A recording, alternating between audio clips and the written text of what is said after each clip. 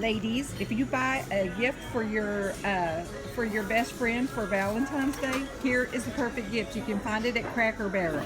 Since this one's not for sale, you can buy that one. Don't you just love Cracker Barrel? They have the most unique stuff. So much fun. Okay, I want this for my grandson so bad.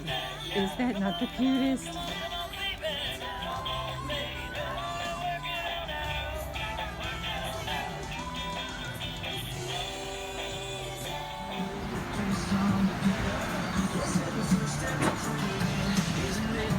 Back here with us. We finally drove out of the rain and into a beautiful day. Well, sort of. It's 49 degrees and it's still cloudy. And it's still cloudy, but it's beautiful to drive. There's in. Let's hope. put it that there is hope. Well, she thought about wanting to go to Gatlinburg and stuff. We're not far. No, we're not. We could take the back route down. Probably.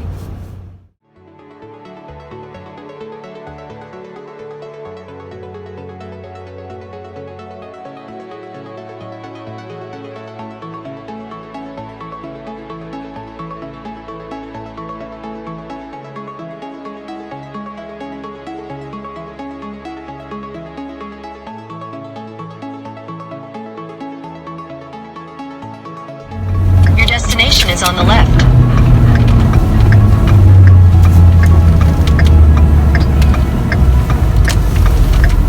Need a little room to see here.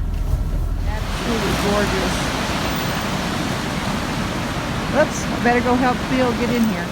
And our site is like right here. I just love that huge rock and that mountain in the background. It's another huge rock way big down there. And here's our campground. That little blue thing right there, that's a rental. And there's our spot right on the river. It's gonna be gorgeous. I'm excited to be back on the road. Hey, look guys, it's snowing. Can you see?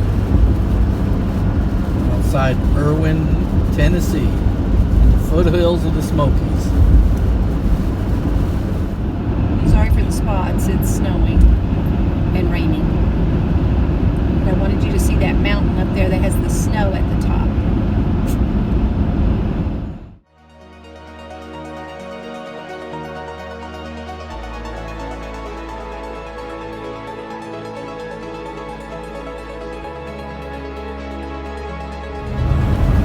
Here's the river.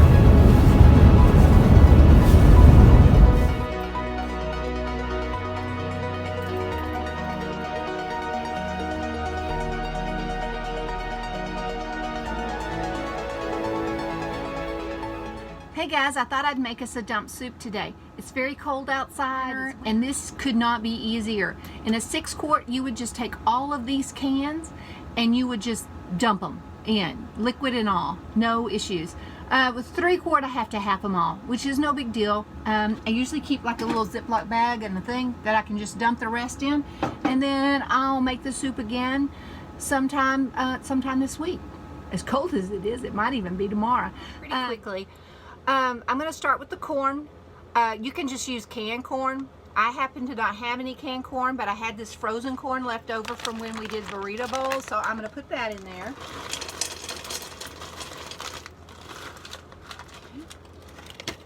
Now I'm going to put in half of the can of chili. Remember the reason I'm doing half is because I have a 3-quart. If you have a 6-quart or bigger, use the whole can. Now later on I'll put the other half into the Ziploc bag. Alright, and now I'm just going to start adding things. So this is black-eyed peas. You can use black-eyed peas, pinto beans, chili beans, whatever you want to add. I just happen to have this can. I'm going to put the liquid, or part of liquid, so I can have some for the rest. Okay. And then I'm going to put some black beans. Again, you can use whatever kind of beans you happen to like. I'm just going to do about half a can of these black beans. Okay, then I need to do about half a can of the, well, where's the face? There it is. Of the diced tomatoes. Okay. And then I want to do about half a can of the rotel. All right, and then I'm going to take some salt and pepper. Now I'm not going to stir it up. I don't know if there's a thing about stirring it or not stirring it. I just decided to layer it. I'll stir it at the end. All right, pressure cook. I'm going to, oops, wrong way. Pressure cook it for 4 minutes. Make sure my sealing is on, and it is. And when that's done, then once it's done, I'm literally going to take this half of this block of Velveeta cheese, and I'm going to stir it in until it melts, and it will be ready to serve. It's that simple. Okay, so there's all the layers in my Ziploc bag that I'll put in the refrigerator for later use. The only thing it doesn't have in it is it doesn't have the corn, and it doesn't have the Velveeta cheese. So those two things I would add when I go to put this into the Instant Pot. Okay, I'm just doing a quick release. Okay, the recipe calls for 8 ounces. The box that I showed you is 16 ounces. So together, this is all 8 ounces. Because I split mine, I technically should split my cheese, which would mean this would be all the cheese that I put in it.